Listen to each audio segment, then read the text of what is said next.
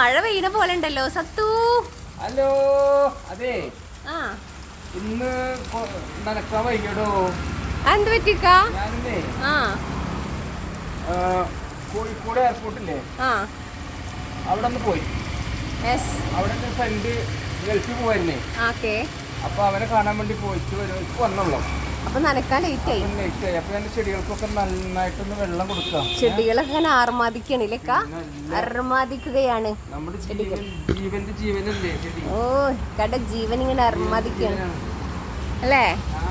ഇതങ്ങനെ അർമാദിച്ചോണ്ടിരിക്കുമ്പോ ഒരു ചോദ്യം ചോദിക്കട്ടേക്കാ? യെസ്.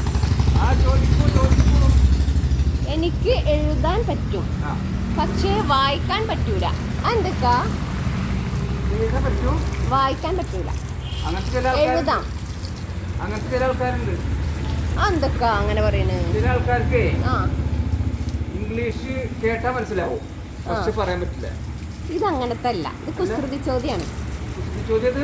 യെസ്.